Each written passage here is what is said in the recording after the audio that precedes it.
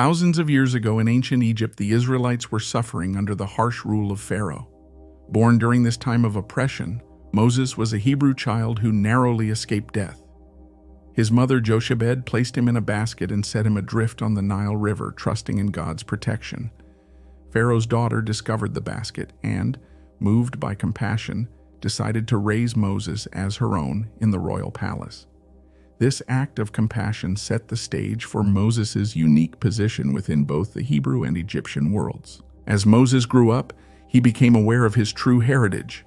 One day he saw an Egyptian beating a Hebrew slave. In a fit of rage, Moses killed the Egyptian and fled to the desert of Midian to escape Pharaoh's wrath. In Midian, Moses found refuge with a priest named Jethro and married his daughter, Zipporah. Moses adapted to his new life, tending to Jethro's flocks and raising a family. But his destiny was far from ordinary. During this time, Moses learned humility and leadership skills that would be crucial for his future role. While tending Jethro's flocks, Moses encountered a mysterious burning bush that was not consumed by the fire. From within the flames, God spoke to Moses, commanding him to return to Egypt and lead the Israelites to freedom. The voice from the bush identified itself as, "I am who I am," signifying the eternal presence of God. This encounter profoundly changed Moses, filling him with both awe and reluctance. God also gave Moses signs and wonders to perform, such as turning his staff into a serpent to prove his divine mission. Reluctant and filled with self-doubt, Moses returned to Egypt. With his brother Aaron as his spokesperson, he confronted Pharaoh with God's message, "Let my people go." But Pharaoh's heart was hardened and he refused to free the Israelites. This marked the beginning of a dramatic confrontation between God's power and Pharaoh's stubbornness. Moses and Aaron performed miracles such as turning water into blood and summoning frogs to demonstrate God's power, but Pharaoh remained unmoved. In response to Pharaoh's refusal, God unleashed a series of devastating plagues upon Egypt. The Nile River turned to blood. Swarms of frogs, lice, and flies infested the land.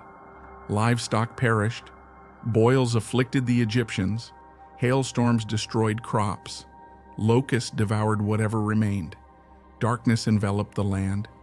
And finally, the death of the firstborn struck every Egyptian household.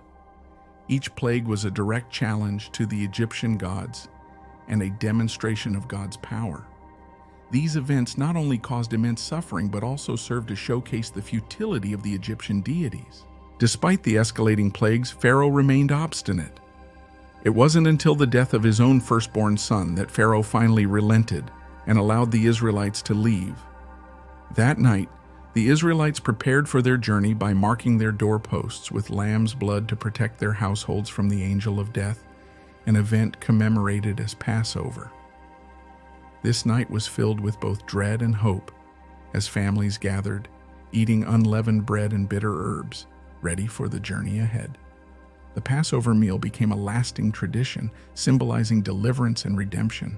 Led by Moses, the Israelites left Egypt hastily, carrying with them the wealth of the Egyptians who were eager to see them go. But soon after, Pharaoh changed his mind and pursued them with his army, trapping the Israelites by the Red Sea. In a miraculous display of divine intervention, Moses stretched out his hand and the waters of the Red Sea parted, allowing the Israelites to cross on dry land. When Pharaoh's army attempted to follow, the waters returned, drowning the entire army. This event not only saved the Israelites, but also marked a turning point in their faith journey. After their escape, the Israelites journeyed through the desert towards Mount Sinai. Despite their freedom, they faced numerous challenges. They grumbled about the lack of food and water, but God provided manna from heaven and water from a rock to sustain them. Through these trials, the Israelites began to learn to trust in God's provision. Their journey was marked by moments of doubt and miraculous deliverance, shaping their identity as God's chosen people. Each day they collected manna, which appeared like dew in the morning, and learned to rely on God's daily provision. Finally, they arrived at Mount Sinai, where God made a covenant with the Israelites.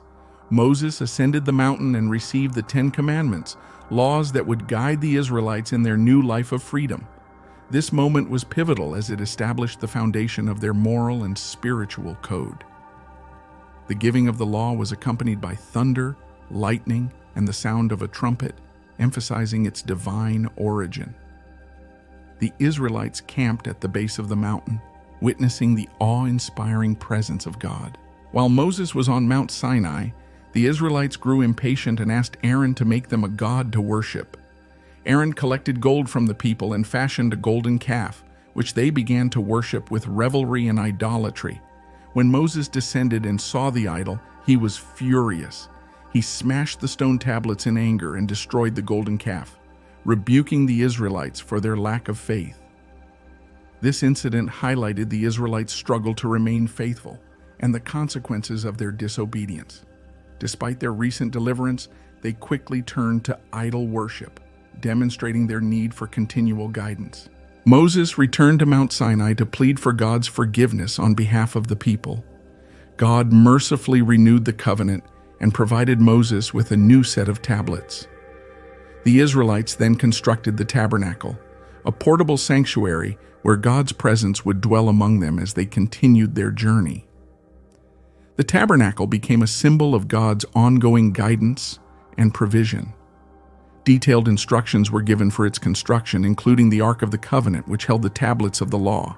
Throughout their journey, the Israelites faced further trials and tribulations, including battles with hostile nations and internal strife.